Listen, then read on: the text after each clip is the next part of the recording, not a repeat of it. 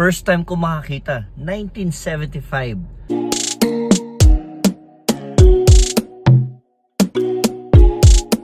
Piso coin. Hello mga ka-winners. May bago akong hobby ngayon. Diba? Ito, nagko-collect ako ng super old coins ng Pilipinas. Yan. Pero, naghahanap talaga ako ng mga coins na mga US dollars. Diba? Ito, sipin mo yan, oh. Piso. Diba? Meron pa kwadrado to. Baka alam nyo to. Oh. Ha? 2 piso. Diba?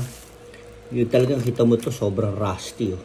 Pag-aaralan ko pa nga kung paano to paputiin eh. Ibalik sa normal. Baka may suggestions kayo ha. Balitaan nyo ako. Ito, tinan nyo, lumang-luma. Oh. Diba? Galing to sa uncle ko. Kay Bong Santos. Ito, 2 pesos. So, sipin mo, 2 pesos. Yung bamboo pa yan. Diba?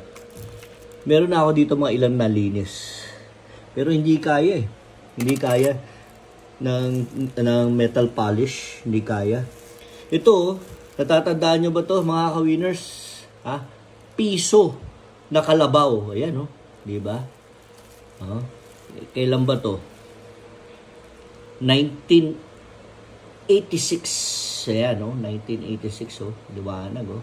Diba mga ka-winners? Tulungan nyo nga ako paano ibalik to sa dating kulay niya. Metal polish, hindi kaya eh. Ito ano to? Ito. Naku! 1975. Ha? Winner na winner. 50 years ago. Yeah? Yan oh, makikita nyo. Ano ba nakalagay dito sa likod?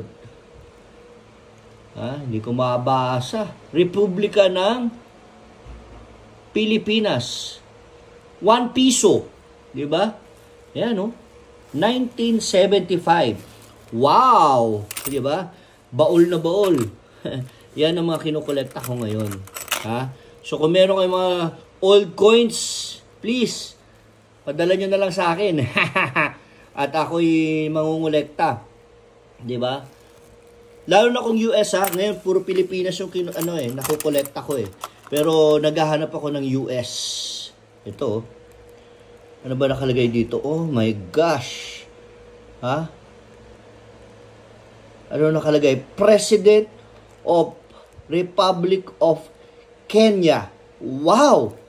Diba? 10 cents. My gosh. Ano na kaya halaga nito? Pero ang importante nito is maging collector items para sa akin. Diba?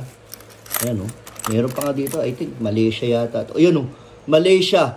Diba? Casino sa Malaysia. Oh, galing mo ha, Tito Bong ha. May nakuha ka pa Malaysia ha.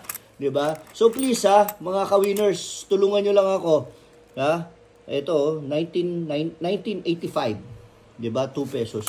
Ha? Balitaan nyo ako mga ka-winners. Ha? Yoo! Isa ito sa aking mga bagong hobbies. Collector items. Winner!